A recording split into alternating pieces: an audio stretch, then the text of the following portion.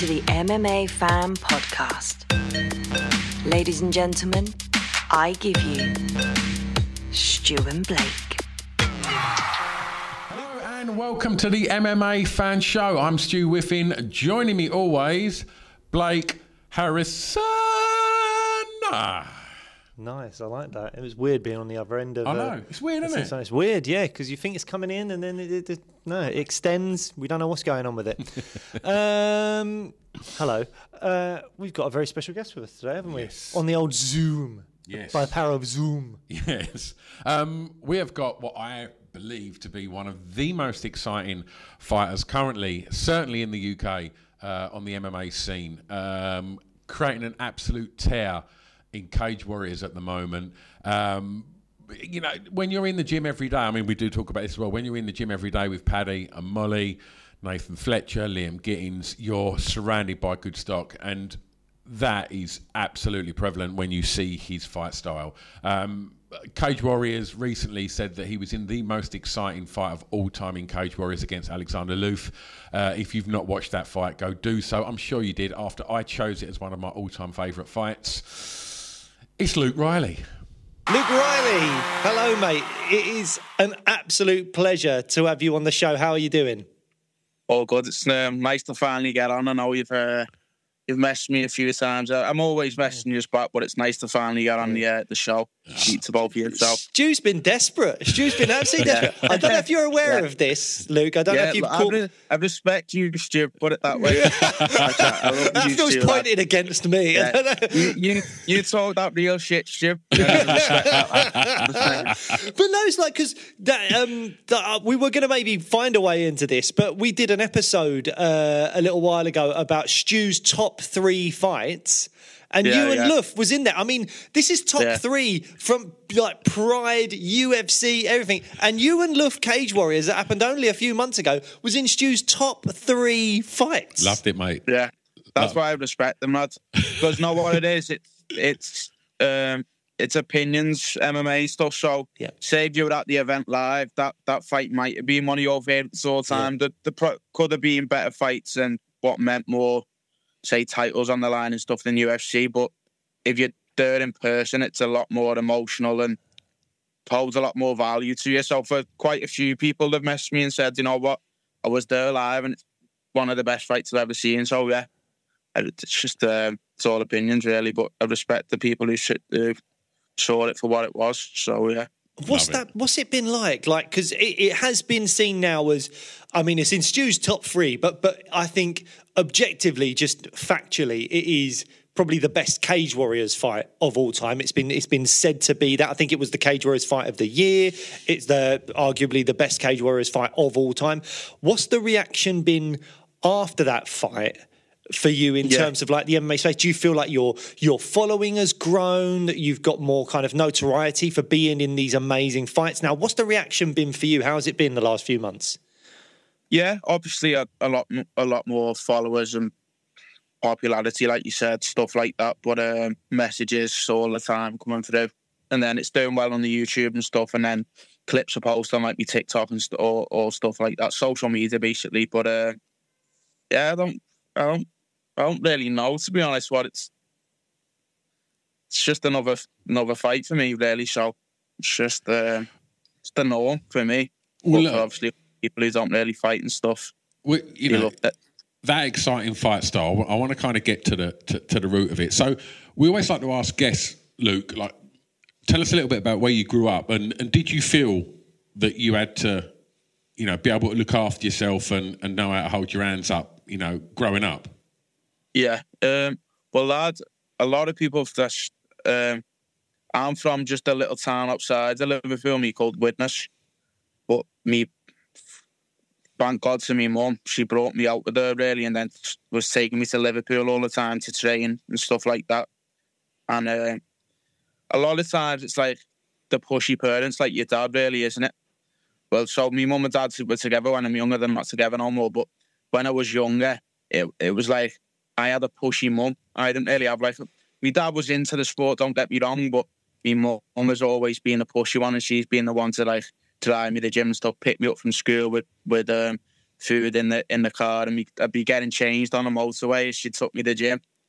So she was the one who got me into it, really. But like, I haven't got no family who have fought, or I'm not from like a fighting family. No one's really been big into. We've had people do sports and like every family, but I've had no one to really like look up to. That's sort of like a black sheep in that sense. I don't know. Even myself, I say to myself now, I don't know like how I've ended up the person I am, sort of thing. Do you know what I mean? How I've ended up a fighter out of every qualification there is. I don't know how I'm really a fighter, but I am, I guess. Was you always kind of comfortable in situations like, you know, did you ever find yourself in a situation where it was that kind of fight or flight? And if so, was you comfortable in that kind of scenario? As in what, sorry? Like, I don't know, growing up, you got into, you know, was there any scraps? Was that something that you was comfortable with? Yeah, I was always like that. So it was mad. I had a few fights in school and stuff. I'll be honest, I didn't hit puberty till I was about 17. So, lad, I was probably, honestly, ask anyone who knows me close.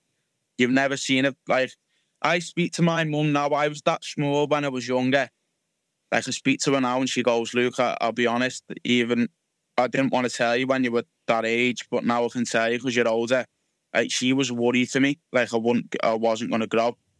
So I was like, I was the smallest, but I never got bullied or anything like that. I was quite an aggressive kid.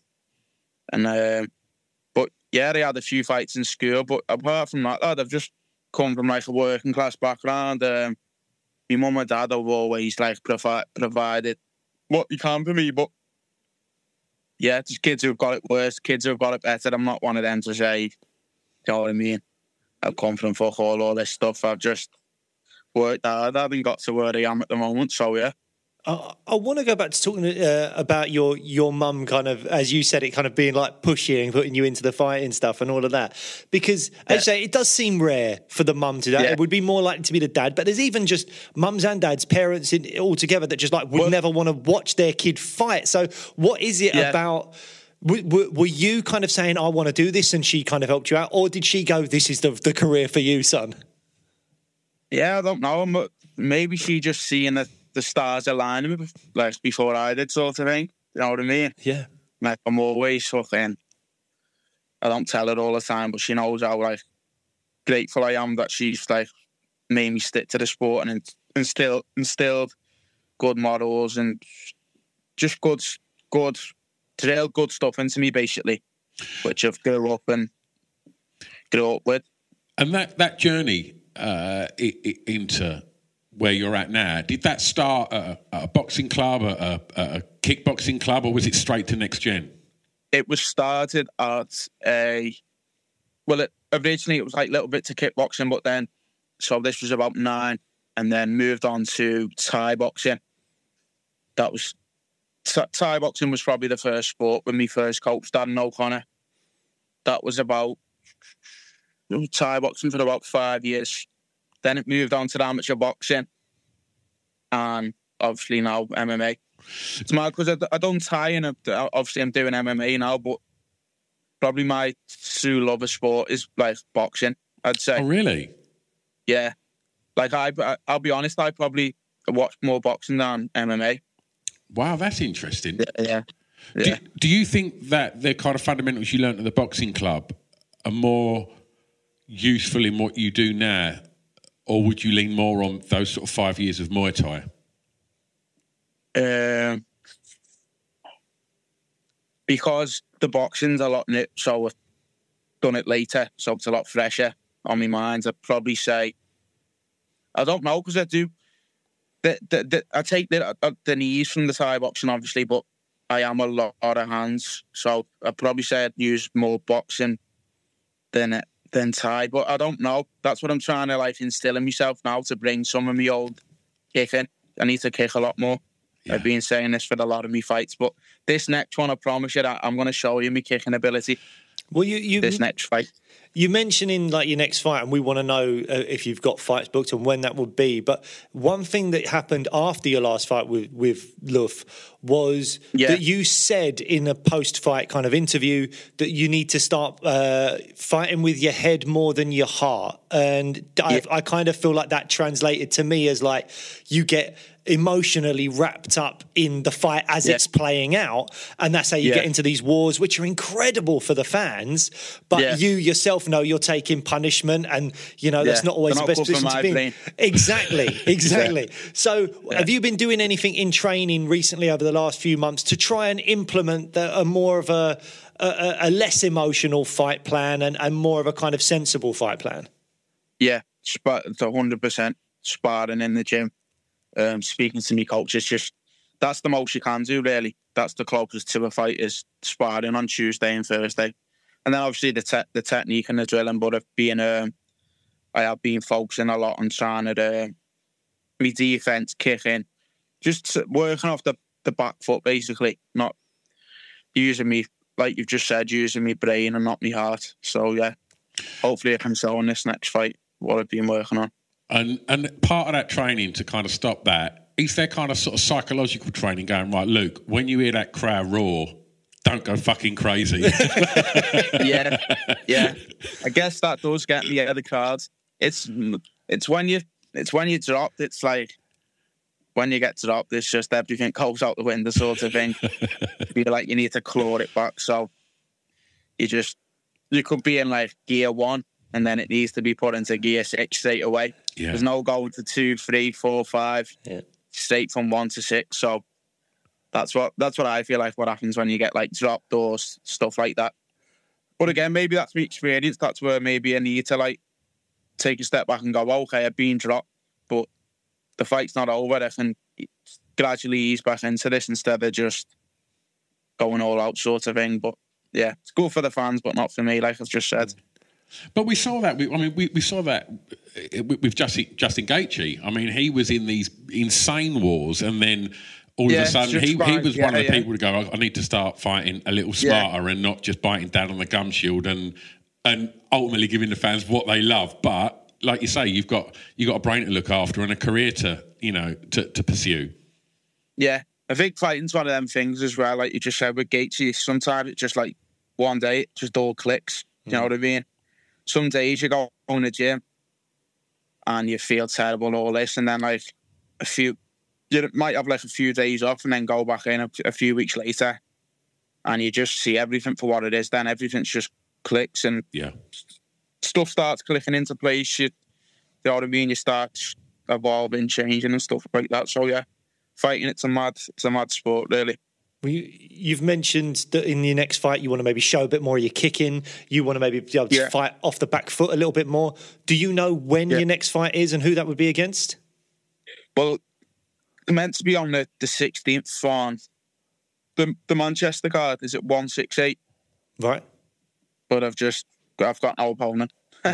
Well, you say you've got no opponent. For me, the featherweight division is absolutely stacked. Cage Warriors, for me, their featherweight division is like what lightweight is in the UFC in terms of like, I think the best fighters or the best kind of group of fighters are all at featherweight.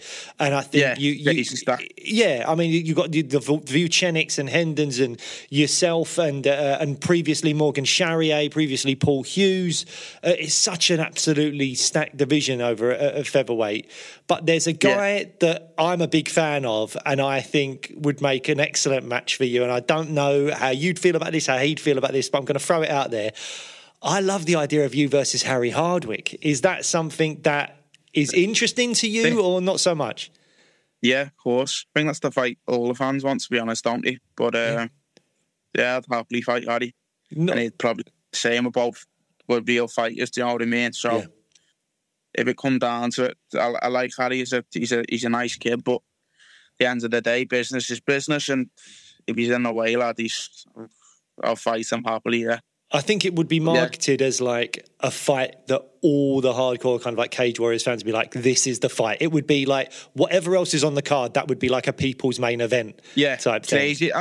So I think that's the thing with like the show. So it's like selling tickets and stuff. Harry's fighting in Newcastle, obviously, because he's from that area. I'm in Manchester, so we both want to sell our tickets. So it's like, there's no real A or B side. So it's like, okay, then we need to go to a neutral ground. Or, do you know what I mean? Yeah. Like, no offence, why should I go to Newcastle to fight Harry and lose out on ticket sales? Why should he come to Manchester or Liverpool or somewhere like that and then lose out? We're both at like an even playing field, so it needs to be like a neutral ground, maybe. London, we're around the corner. You can come and visit us, have a little interview. In London. London. I'll be honest though, I'm not a big fan of the O2, the Indigo. I'm not into the. I think Manchester's a lot better venue than the Indigo, to be honest. Is that solely because of like the atmosphere created by the fans, or is there anything else that you don't like about it or anything like that? The walkout, it's not the best. It's too small. You like to take your time with a walkout? Not even taking the time. I just like a walkout. I like the fans. I think it's the layout maybe as well. How the fans are just all on one side. Yeah. I think I like everyone being around. Maybe I don't know. Well, you can bin off the Indigo and have a couple of wins, and then you do the walkout in the proper O2. Yeah, that's what I mean. So, this is what I mean. We're talking about like title fights and stuff. I'm looking at the UFC this year, so that could be like a call up for, I don't know, people are talking about Manchester in July or whatever. Then you've got Contender Series, and then there are other cards coming to other parts of Europe. So I'll be honest, I don't really know what's going to happen with the belt situation and Cage Warriors and stuff, but I'm one of them, mate. Honestly, I'll fight whoever. Whoever. You mentioned the Contender Series, and obviously we saw George fall a little short in his venture into the Contender Series, and for me, one of the most exciting fighters in Cage Warriors is George. But we obviously, Oban obviously debuted in the UFC this weekend. Is your plan? Because we thought, and we spoke about it quite a lot, that we thought George would just get to the UFC on the fact that he defended the belt and he was such an exciting fighter. I was quite surprised to see him go the route of the Contender Series. Are you happy to go and fight in the Contender Series, or do you think your performances should just get you straight in? That's what it takes, mate, yeah. I'll have to go. Like, I've seen a lot of things, a lot of people saying about George, like, I say this all the time, it's just the symbol quote. They were saying, like, George is it's unfair and stuff like this for him to go the Contender Series and certain fighters just go who were probably a bit lesser probably lesser down in the rankings and stuff like that. Worse fighters than George, let's say, who were going straight to the UFC, and then you've got George, who's accomplished so much, defended the belt and stuff, who had to go to the Contender Series saying it's not fair. And simple, lad, life isn't fair. The fighting game isn't fair. That's just, you can't have that mindset. You've got to do whatever it takes, and if that's the unfair route, then you've just got to take it. So if we have to go through Contender Series, fine. If it gets signed, fine. If it's late notice, fine. I'm not going to cry and moan. Okay. Life isn't fair. I say that all the time. How much of a positive influence has it been seeing Paddy and Molly at the gym do so well? Like, they've become a success. I mean, there's some people out there would say, oh, well, they haven't won this fight or that fight or whatever it is, but they have become so unbelievably popular. They've put on really great fights for people, and they have become like stars in a lot of ways. How important is having that in the gym at Next Gen, so that you can look at people that are not just making the transition to the UFC, but being a success within the UFC? Yeah, of course. That makes a big difference. But you're looking up to someone, it just makes I guess it just gives you motivation, really. If you can see someone who's from a similar background, same sort of people, same characters, doing something, you can follow, basically. They just, create a clearer path, let's just say. The path's not as foggy, it's a lot more clear. What's the atmosphere like in Next Gen? Because obviously, Liam's in there, Nathan Fletcher's in there. You know, these are all absolute studs, and obviously you've got Molly and Paddy in there. Is the vibe good in that gym? Because there's so much good stuff happening. Yeah, unbelievable. You'd have the biggest. Obviously, when it's time to train, we train, but you'd have the biggest laugh. It's like a family, as everyone says, who's at our gym. It's just that, honestly, like, people will tell you to have come from other gyms to come down and from different countries and stuff. It's the bet. You couldn't honestly be in a better gym, vibe-wise, training-wise. The talent on the mat, different styles, strikers, grapplers. Do you know what I mean? It's just, what couldn't you want? Everything's on the mat, basically. Because I did see that Next Gen put a post up about the roster and who's in Cage Warriors, who's in the UFC, roster, and obviously Leah is in the Bellator PFL sort of hybrid now. Is UFC the goal, or is that a consideration to maybe go a similar path to where Leah is? No, I've always said this. It's UFC for me, mate. Yeah, 100%. Yeah, UFC. That's how I'm looking at it now. Anyway, maybe I don't know. Some may say it's the wrong view, but it's UFC way or no way, basically.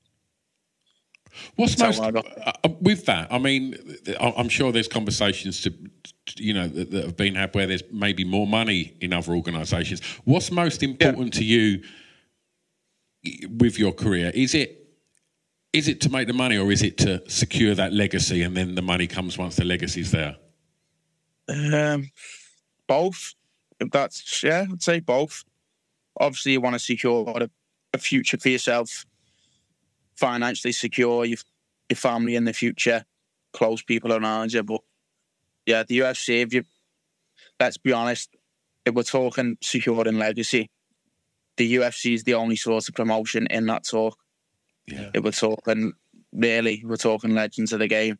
There's a few others, but I mean, if you want to secure an MMA legacy, it needs to be done in the Premier League, basically, the UFC, the best promotion. I agree with you in a lot of ways, and I think in terms of the legends and legacies and stuff like that, we sort of maybe saw a legacy come to the end on Saturday night. I don't know if you watched UFC 298, Topuria beating Volk. I just wondered if you did watch that fight, what your thoughts were on Volk do you think he's the greatest featherweight of all time? How do you see Volk's career? And also, what do you think the future holds for Ilia Topuria? I know he's had a run-in with Paddy before and stuff like that, but as a fighter, I look at that man and I go, he could be absolutely massive as a star, and also just he looks really, really good. What were your thoughts on kind of the two of them, the ending of maybe the ending of one championship run, the start of another? Starting off with Volk, I'd say, obviously, like I said, I'm a big boxing fan, and I feel like it's happened a lot more in boxing than MMA. What people aren't grasping yet is it's happened to so many greats. Once you get knocked out like that, you're never, ever, ever the same. Do you think he came back too quick? Yeah, way too quick. But that's the thing. You're sort of stuck in two sort of things as a fighter, because you get knocked out like that, and where our egos and pride so big, you're like, I need to get back in this gym straight away. No, you're trying to prove a point to yourself, but it's really, you should have people around you to say, look, you're one of the best ever. Just to take a step back for a little bit and thinking, well, that's what I mean. That's just the pride inside us as fighters. And Topuria, he's a tit like any, but he's an unbelievable fighter. Yeah, he is. He's you can't take that away from him. He's a great fighter, lad, but he is a tit. So I couldn't really say much on it. Just caught him clean. You can't really talk too much on, like, I don't know what I'd even say. It was just a quality knockout, lad. Simple as that. Yeah. And Volk was winning the fight up until that moment. Like, all three judges scored the first round to Volk. It looked like the second round he was maybe starting to do some good work as well. And then there's that power that is just, I don't know, it equalises. It doesn't matter if your speed or your footwork or something isn't as good. And we see it in other fights as well, not just a Topuria fight, but that power, when you've got that kind of death touch type thing, it just equalises any other skills that seem to be in the cage at the time. And I feel like we've seen it countless times. I think we definitely saw it with Volk on Saturday night. But yourself, Paddy, Scousers don't get knocked out and all that kind of stuff. Do you see your durability as a really great weapon going forward, potentially into the UFC and stuff like that? Or are you thinking, and we sort of covered a little bit of this earlier, but are you thinking I need to not rely on that at all? I need to improve other aspects of my game? Or do you think, no, the durability is a great thing to have? Yeah, I guess, yeah, it's obviously one of the best weapons, that it's chin and durability. At the end of the day, you're in 4-ounce gloves in MMA. So if you don't have durability, lad, it's not going to be a very good or long career for you, is it? It's going to end up ending badly under them lights. So I guess it's good to find out sort of, I don't know, is it better to find out late or early? I don't really know. Is it better to find out later than, I don't know. Because sort of I now know early before I've even gone into the UFC. There's probably fighters out there who don't find out until the UFC and then get knocked out cold. So, don't know if that's good or bad. We always like to ask fighters about their sort of pre-fight ritual. And I think it was Paddy, when we first had him on, that was saying, yeah, sometimes he just like has a little sleep. And to me, I just think, how the fucking hell do you go to sleep like when you're just about to have a fight? But and others say, hit pads and like fire myself up. Like, what do you do in that back room before you get the call? I was doing an interview with my sponsors actually about rituals, and I don't have one. No. I don't have it. No. A lot of people don't know. No. There's an old, I think it's like an old interview McGregor's on about as well, and it's about superstitions and rituals. And that's my belief on it. If you have like this set routine, because you see this with a lot of fighters, they have a set routine, and sometimes like one thing might be just like happen a bit wrong. Do you know what I mean? So they might, I don't know, like listen to a certain song, just doing certain things, and one thing may go wrong, and then you just see the head just completely goes because it's not being as smooth sailing as they thought. So with me, I don't have rituals. I just turn up on a day, and whatever happens. I don't have like a set thing to do. Well, let's talk post-fight rituals, because we've seen that Molly likes to have a drink up, and we see that Paddy likes to eat everything. Like, what's yours? Mine is to go to the Mackies, lads. What's your order? It's the Big Mac, 6 nuggets, and a Coke, and just go home and then go to bed. I'll watch me fight back or go on my Instagram and then go to sleep. You get fighters who like to go out and drink and that, but I get like a big, when adrenaline's on. Yeah. So it's mad. So after you've won, you think you're going to be like on top of the world, but I find it's completely the opposite. I feel like because you've gone that high, I don't know, you just go so low then. Not like in a depressed state, more just like you haven't quite took it all in that moment, basically. Yeah. You just, yeah. Do your energy levels, you say, like, and you just want to, you fancy going like for a sleep. Yeah, it's a dump. Like I can't go out and party after that. I'm not in like the right mental state. So I'll just go to bed and eat. Well, what are your kind of hobbies outside of fighting? If you're not fighting, what is it you actually enjoy doing outside of fighting? Listening to music, I'd say, is number one. Stu's your man. Stu knows all about the music biz, don't you, Stu? Absolutely. It's a hobby. Is that a hobby? Yeah, I think it's whatever you want to do, man. Like whether it's gaming, listening to music, watching certain TV shows, anything like that. I think that's what I mean. When I was younger, obviously, I used to play games. But as I've got older, honestly, I'm a boring person, lad. I don't really have many interests. Like, I'll be honest with you two now as well. I don't really watch much MMA. No. That surprises me. That surprises me. You don't. Yeah. I mean, do you not get hyped up for a big UFC card? Yeah, I'll probably get told off for this now. Like, you coach them and they'll say you need to watch, which I probably do. I probably need to study the game a bit more. But I find when you train that much, the last thing on my mind is watching more of that. Do you know what I mean? I just like switching off a bit. Listen, like I just said, listening to music. Well, probably watching YouTube videos if that's even a hobby. I guess it's downtime, isn't it? I wasn't watch YouTube. What? Sorry, it's downtime, isn't it? So whether that's listening to music or just kind of going through YouTube, it's switching off, isn't it? It's relaxation. Yeah, exactly. Yeah. Well, that's what I feel like. Maybe it's a downside to fight is they don't switch off. Yeah. Switching off, sometimes you need to do that once you're trained so hard and stuff like that. So yeah. What are the bands or music that you're into at the moment? Well, I'm one of them. If a song's, well, to my ears anyway, if a song's good, it's good.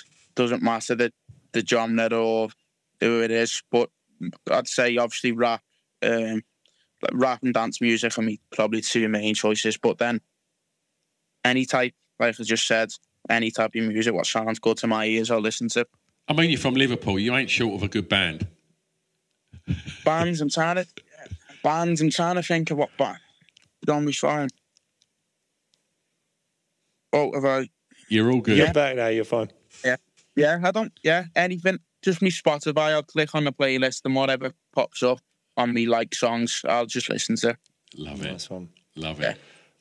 Well, Luke, it's been an absolute joy finally getting to have a natter with you, mate. Thank you so much for giving up your time today. Can't wait to find out who you're going to be fighting. Me too. You know, we think you're one of the most exciting fighters about at the moment. And it's, you know, it's great to chat to you so early on in the journey, and we're thrilled to see where it's going to go, mate. Really am. Appreciate that. Appreciate the support and everything as well. Absolutely. Luke, if people want to follow you and keep up to speed with you, best place, Instagram? Yeah, Luke Riley MMA is. Wonderful. And then Twitter the same, TikTok the same, but Instagram mostly. Well, we'll tag you in this, so if people ain't following you already, then they can do so. Luke, we're going to press stop, but don't go anywhere.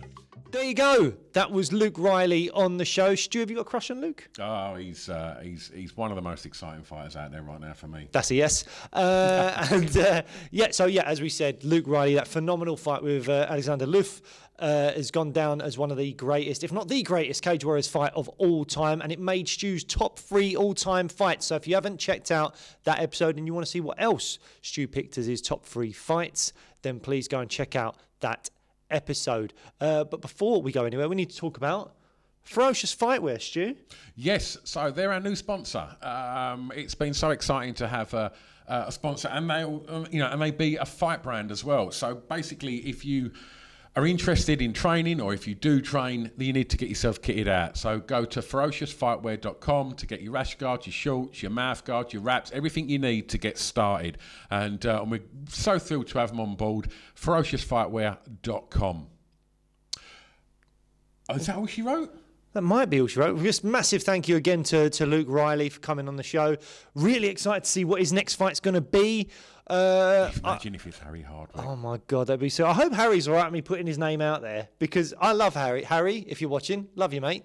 I'm a big fan of Harry Hardwick, and I just think those two together would create such a phenomenal fight. But as Luke pointed out on the thing, maybe I don't understand how all the ticket sales stuff works, but maybe there's a situation where they find neutral ground, or maybe it's for the belt down the line or something like that. I don't know. But I definitely think that's a fight a lot of people will be very, very interested in. I mean, we've had both George and Harry Hardwick on the podcast, and a couple of times, yeah, and two of the most funniest people we've ever had on the podcast. They're absolutely bananas and so wonderful. We've got some great chats with them, so go check them out in the archive. And if we're talking next gen, then we've had Paddy on a couple of times, we've had Molly on a couple of times, we've had Nathan Fletcher on twice, I believe. Yes, and just great chats with all of them. So go and check them out as well. And since if you've not even checked the studio out, if you're not watching this, if you're listening to this, then head over to the studio, because we've got a lovely setup, and we've had some wonderful guests, not just on Zoom, but in the studio. Go check out our chats with Michael Venom Page. He was sitting in here, and we had a great chat with MVP. We've had superstar in the making, heavyweight boxer Johnny Bosh Fisher He come in. We had a great chat with Johnny just ahead of his recent win in Vegas, and we've had some fantastic guests joining us. Sam Patterson as well. Sam Patterson, UFC fighter. Sam Patterson. He came in a couple of weeks ago. Great chat with Sam. And if you are still, crying into your pint about Volk losing and you want cheering up, go and watch our chats with Volk because they're absolutely wonderful. They're all to be enjoyed in the archives. We've just seen the announcement of UFC 300, probably a couple of weeks back now by the time this episode drops. Jamal Hill, he's headlining that card. Go and watch our chat with Jamal Hill. That was wonderful. Other former champs, Michael Bisping. Who else we had on? Dan Hardy, Arnold Allen, Tyron Woodley. Angela Hill, Joe Angela Wood. Hill. Derek Brunson. We're just naming names now. There's a lot of them. There's bloody loads. There's bloody loads, Do you mate. know what you got to do? Subscribe. If you subscribe, then they're all there and you won't miss anything because they'll just pop up time and time again, week after week. Now I think we're done. All right. Bye, guys.